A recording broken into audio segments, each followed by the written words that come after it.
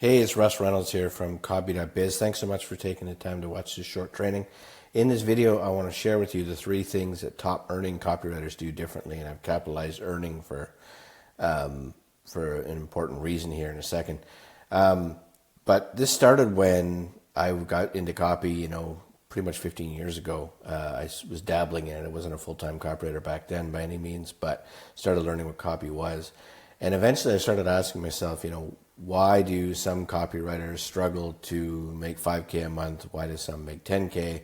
Why do some go on and make $100,000 a month? And I'm not talking about offer owners. That's what I say up here, not offer owners. I'm talking about copywriters who are doing freelance copywriting for clients, not people who've gone out and started their own business. Copywriters do that. If you want to do that, by the way, that's a fine route to go. You don't have to become an offer owner to make, kind of as much money as you want to make. Maybe there's a certain point, but you can make a really, really handsome living, multiple 6 figures, just as a copywriter alone, if that's something that you want to do. So I'm not talking about offer owners. So I asked myself, why do some people who freelance copyright make even millions a year, and some make, they can't kind of make ends meet with their copywriting? And I'm not talking about, and that's what led me to observe these 3 things over time. I'm not talking about top skilled copywriters, by the way, because those are different things. You can have, there are a lot of really talented, skilled copywriters that don't make much money at all.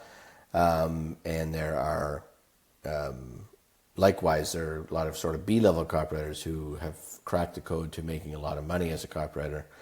And again, they're B-level, they're not the most skilled in the world. So with that sort of background out of the way, what are the 3 things that top earning copywriters do differently? So the first thing that they do differently is that they work with 1 to 3 clients max. One is Dan Kennedy's always said this, 1 is the loneliest number in business. It's the most vulnerable when it comes to clients. 1 client, 1 revenue stream, etc. 1 is a really lonely number to have in business. I just had somebody reach out to me yesterday. This is a very senior copywriter, and they told me I just got laid off again. And the again in capitals was theirs, not mine.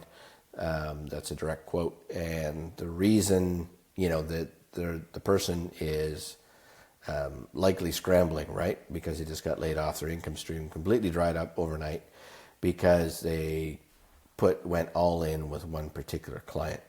So the top earning copywriters that I know don't really do that. I say 1 to 3 clients max. There are some copywriters who do very well working with 1 client, but I suggest that you have 3 clients is kind of the magic number that you should have if you're wanting to build a stable copywriting business that eventually scales kind of as big as you want it to, whatever that means to you. So 2 clients, I just explained why you shouldn't have 1 client. 2 clients should, to use an expression I don't really love, but cover your nut. So if you have 2 clients, they should be able to cover all your bills. Maybe 1, depends, of course, how you're set up personally. But you should aim to have, at the most, 2 clients that cover your nut. And a 3rd client covers all your bills, right? Rent or mortgage, car payments, whatever you have. So 2 clients should cover that. The 3rd client should be bonus money and a safety net in case you lose one. I think you can see why that's a much more stable position. So you compare that to the copywriter that might be making 6 figures in a job and then loses the job overnight. They're not nearly as well off as the freelance copywriter who has 3 clients, 2 that cover their bills and 3rd that's a bonus. And if they lose that 3rd one, they're still covering their bills while they go out and replace that 3rd client. So that's why I always recommend, and I noticed that the top copywriters have 1 to 3 clients max. There's no need to have 5, 10 clients, etc. Of course, it's got to be the right clients. And I'll get a little bit more into that in a minute. So that's the first thing I noticed. The second thing I noticed is that top earning copywriters get rev share.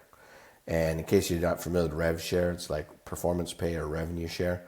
And I say here, not royalties. So what are the difference between rev share and royalties? Well, royalties are like work you do, pay that you get for work you do once. Let's say you create a funnel for somebody and you negotiate getting royalties. That means as long as they use the work, you continue to get paid without you doing any more work.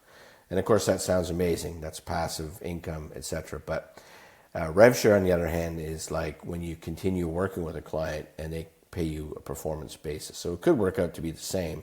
The real difference between the two is that with rev share, you continue working with the client. So you might say to yourself, well, it sounds a lot better to get royalties and not to continue to work with the client, but still get the money. But in the long run, rev share is actually a lot better because it keeps your fingers in the pie, so to speak.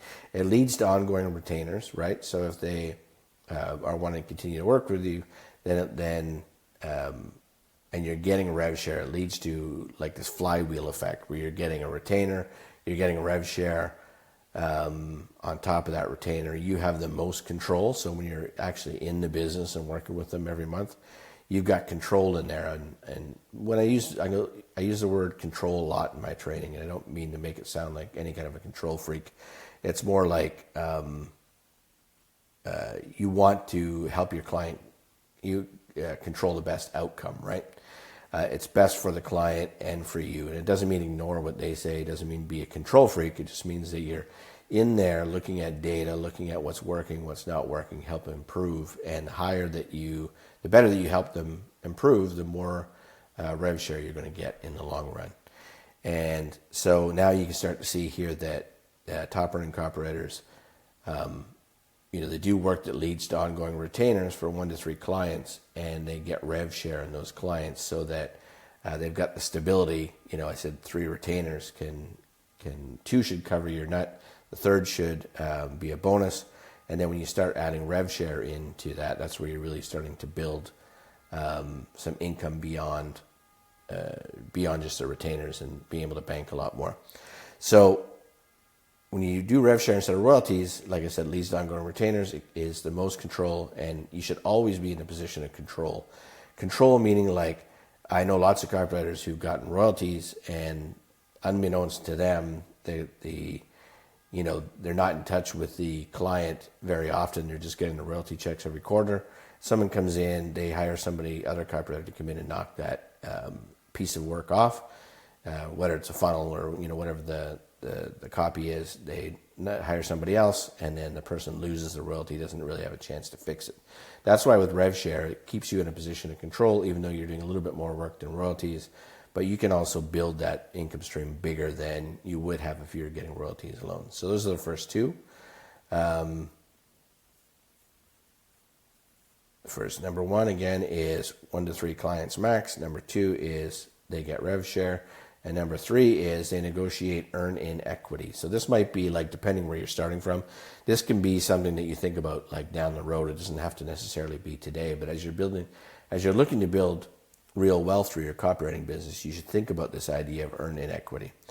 Well, what is it? So earn-in equity is really the idea that you negotiate upfront a piece of ownership in the client's company if you hit certain milestones in your performance. So as a copywriter, you should either have the ability to like really impact the client's business as far as sales, like potentially, double it, potentially 10x, it depends where they're at now. And if you don't have that skill set yet, you should be working towards that, because that's how you build real wealth as a freelance copywriter. And so let me explain that a little bit more with an example. Here are some magic words that you can use if you're in a position where you could actually negotiate this. And the words are, if I was to bring you $1 million a month in revenue that you wouldn't have without me, would you give me a small equity stake in your company? And you'll find that when you start getting into conversations, if you haven't already, when you start getting into conversations like about rev share, about helping them scale, about like really moving the needle on their business, when they see you at that level rather than just someone who writes words, then this kind of conversation becomes natural. And oftentimes business owners will actually offer this to you, that you don't have to go out and get it. Sometimes they want to offer that in lieu of retainer. And I would never do that. And I would never want you to do phantom, equity that you're never going to get. It's never going to amount to anything. So this should be seen as like a big potential payoff for you in the future, not something that takes away from your current retainer or your current rev share. But you can imagine if you've got like 3 clients and you've got a small equity stake, say 8 to 12% in each of 3 companies, and just one of those hits big and pays you off down the future, that could be like a real boost to your nest egg. Now, this equity stake, by the way, is not something that, and I'm not going to get into this video, but it's not something that you would only get if they have to sell the company. You can actually get this negotiated up front to get this, even if they don't sell the company. You can still get a payout here. And why would a business owner want to give you equity in the company? Well, the key here is that it's being earned, right? If I was to give you $1 million a month in revenue, you wouldn't have without me, but you give me a small equity stake in your company. So you don't get that until you actually deliver. But the really highest earning copywriters that I've observed in this business have similar clauses to like this in their contract, where they're actually getting a partnership stake in the company that they earn into, and they often will deal with that right up front in the initial, maybe not the very first agreement, but in the initial talks with the client early on. So those are the 3 things that I noticed that top copywriters do differently. They take on 1 to 3 clients max. They get rev share with each of those clients, and then negotiate and earn in equity. And you can see what that does. What that does is it gives you immediate money via retainers. Ideally 3 of them, 2 that cover your nut, 1 that's a bonus. You get rev share, which is bonus on top, and you get equity in the company in case you help somebody go nuclear, and you get a piece of that for your efforts. That's much bigger than your retainer and your rev share. And that's how you build real wealth in this business. So do you need help? I'm not sure where you're at in your journey right now, but if you need help doing this, right, how do you get 3 clients that 2 pay your nut on a retainer, and what kind of clients should you look for? How do you land them? Well, I've got a simple plan that I help copywriters do with that. So I help copywriters scale their business, and the simple plan is 3 clients, as I said, and the key is you having, as a copywriter, 3 different offers. I'm not going to go into those 3 offers in this video because it's getting a little bit long, and I'll do another video explaining what 3 offers every copywriter has. But when you nail the first 3 offers, that's the best way to land these 3 clients and get all 3 pieces of this puzzle put together for yourself and your copywriting business. So if you're somebody who's like either, have in jeopardy kind of with 1 client, doesn't have enough clients, 3 offers will help you get more clients. And when you finally get the right 3 clients, then you can then you can start scaling your business through adding this rev share and equity, earn in equity components.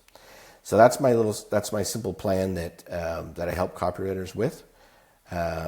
If you are interested in learning more about how I can help you do that in your biz, just message me on Facebook or LinkedIn with the word scale, so I'll know that you got it from this video, or email me, russ@copy.biz, B-I-Z, russ@copy.biz, with the same word scale. And I will send you some information on, we don't have to jump on a call. I'm not going to make you jump on a call or anything like that, but I'll send you some information on how I can help you achieve stuff like this in your copywriting business.